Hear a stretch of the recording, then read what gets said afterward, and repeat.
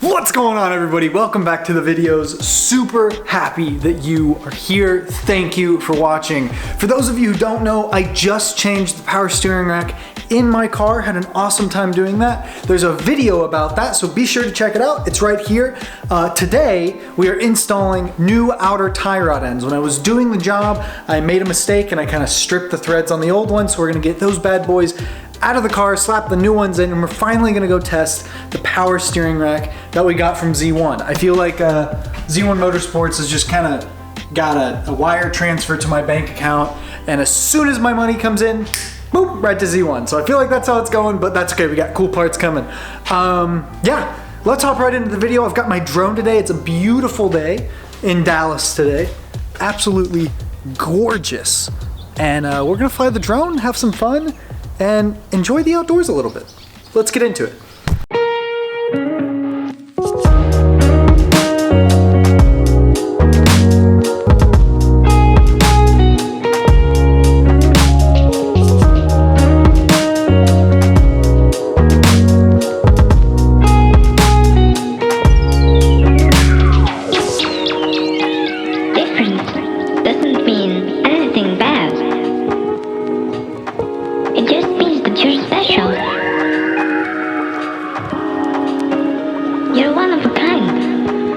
So in the box, you get a nice little postcard that has more stuff that you can buy. Good stuff. So also you get the famous Z1 packaging, and then we've got one of the arms here, and then one of the arms here. Now when I say OEM Plus, I'll show you the difference. This one seems to be a little bit more unpackaged. These are not from Nissan. These are not Nissan OEM outer tie rod ends. These are made, what it seemed like, by Z1 Motorsports. They are the Z1 outer tie rod ends, and so I don't know that they add any more performance, but a big difference that I see right off the get is this castle nut. Now, what's nice about a castle nut is that you use a cotter pin to keep that thing down, and it looks like that. We'll see if we can get it to focus on it. Maybe. So the castle nut looks like this, and yeah, I mean, basically it just gives you a little bit extra security. I can't really remember right off the top of my head what the old ones look like, but I can tell you these look a lot better. So we're gonna kind of take a look at the old ones and kind of see what the Z1 Motorsports outer tie rod ends are, how they're different, because right now all I can tell is the castle nut. So we'll see. I'm really excited. Let's get this on. It should be a really simple install. Now I will need an alignment for this, and so I don't want to drive the car too much, but we're definitely gonna go drive the car around, test out the power steering rack, and maybe do some fun pulls in it, so we will see. But yeah, that's what we got. Pretty easy install, and I'm gonna walk you guys through the whole process.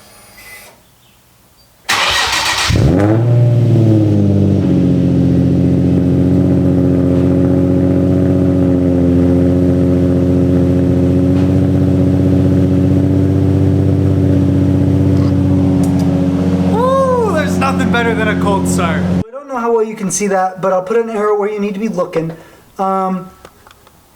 Basically where that arrow is the outer tie rod end, and as you can see, there is no bolt on that.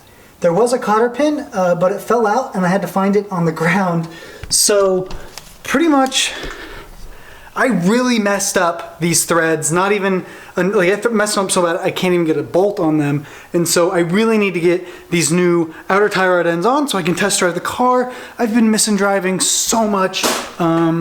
So yeah, let's get right to work. We got all the tools we need. I'm gonna walk you guys through this as best I can. So let's get to work. All right, guys, welcome to voiceover mode for this time lapse. We are counting the threads to make sure we keep alignment straight and perfect. We're gonna take off the old outer tie rod end. It was super easy for me because literally nothing was holding it on. We're gonna slap the new one on, leave frame for a while, put the new rim on, make sure that it looks nice and straight, leave frame for a little bit again, and we're gonna take a break, take a nice little nap. We've worked really hard, and then boom, we're back in frame. We're gonna impact that outer tie rod end back on, make sure it's nice and tight. You're not gonna wanna impact it all the way. You're gonna wanna use a wrench to tighten it all the way, make sure it's torqued to spec. As you can see here, we are struggling hard with this cotter pin. Yeah, we're pretty much on the struggle bus here, trying to make it work, but we figured it out. And guys, pretty much that's it. That is the quickest way I can explain to you guys how to put an outer tie rod end on. It is super important that you make sure alignment's as close as you can get to straight, because basically it's gonna be less work once you get to the alignment shop. Make sure all the bolts are tightened down, and boom, you're done. All right guys, on to the video. All right everybody, so we just got done installing the new outer tie rod end on the passenger side of the vehicle, and it was really easy, super fun. Super easy project. If you are a track guy and you want some more performance, I would get some performance outer tie rod ends, more adjustability. I've heard it really stiffens up the ride. These are OEM, so we're probably not gonna see much difference other than some new bushings and some freshening up of the system. But other than that, that's really gonna be it. I'm really excited that we got this one done in record time. I hope you guys enjoyed that little voiceover that I did for the time lapse. I'm working on a project right now to kind of put out a short, quick little documentary about cars and why we love them and things like that. So stay tuned for that. It's gonna be happening in the next couple of weeks. But yeah, we're gonna hop to the other side, get that side done, and then we're gonna take this thing for a drive. So I'm gonna put the camera down, get to work, make sure everything's tight, looks good, and I'll see you guys in the car. We're gonna go for a rip. Oh, it's sitting straight. It's on the ground again. It looks good. It's sitting really pretty. Oh man, I'm so excited. We're gonna get these lug nuts tightened down on the car, and we're gonna go take it for a test drive. I am so excited to get this car back on the road.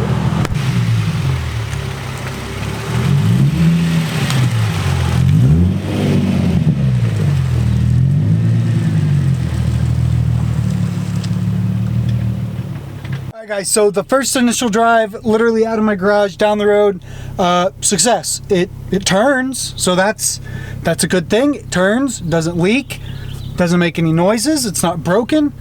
All a success so far. Let's take it for a little rip. We're gonna go to our spot first, and then yeah, we're gonna see how it goes. So wish me luck. All right, so we went for a little rip, just a little 1-2, and it was awesome. Car feels great, car feels tight, car feels amazing. So I am really, really excited about that. I'm super proud of the work that I did on the car. You know, of course I made some mistakes along the way, but the car runs, it is perfect, and I learned an absolute ton, and I guarantee you that I think I could probably change a power steering rack in a 350Z in probably 2 hours if I had everything like laid out and ready to go. I feel super confident about it. Working on cars used to scare me to death. I literally don't know anything. Of course, I still don't know anything, but this is a big step in the right direction of me learning the kind of automotive craft, and I'm super, super excited about how it went. Huge success. We had some little divots of failure, but you know what? That happens in everything. And yeah, I'm super excited about how this went. So what we're gonna do now is we're gonna go for a little rip. There's a road over there, and we're gonna go for a little rip over there, see what kind of trouble we can get into. I of course don't want to get arrested or pulled over. We are still in quarantine and I'm not supposed to be out, but I am gonna go have some fun with the car. So let's give it a little rip, and I'll see you guys when that happens.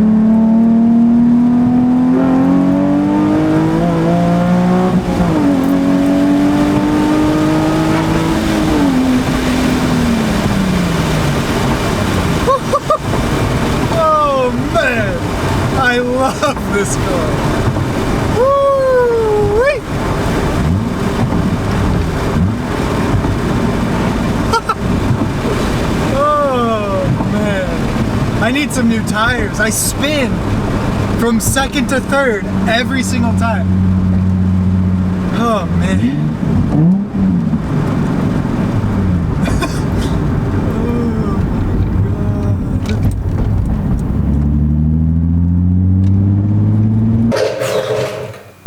Alright guys, that is a wrap on the install for the new outer tie rod ends. And let me just say, the car rips.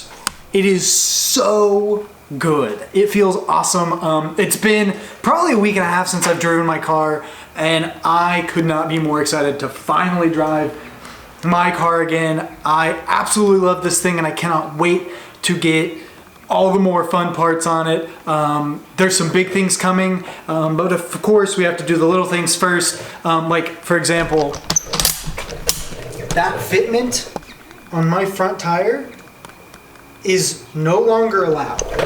So yeah, basically that means we're gonna get some spacers, we're gonna get some good coilovers, we're gonna get a good setup, and then we're gonna start adding power and things like that. So it may not be the most fun car, or it is the most fun car to me. It may not be the fastest car in the world, but I absolutely love this thing. Now, in my previous video, I talked about possibly buying a new daily. That is still on the books, but with COVID-19 going around, nobody's driving. I'm not driving as much as I used to, and when I do, it's for pleasure and for fun, and when I do that, I want to drive this thing. And so, currently we're gonna put the brakes on a new daily, but if something good pops up and the price is right, I'm gonna pop on it and I'm gonna go all in.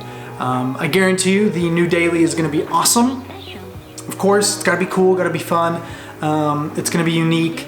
And of course, I really wanna get back into camping and maybe get into overlanding a little bit. And so maybe something along that. So that's the little hint for you guys. Maybe that's what I'm looking for. And so, yeah, that's a wrap, guys. Thank you so much for all the support. The channel continues to grow, and I am so thankful for all of that. Let's get it to 150 subscribers. That would just be incredible for me. I love you guys. Thank you so much. I'll see you in the next one. Don't forget, do something good for yourself and something good for someone else, and I will see you in the next one. Peace out.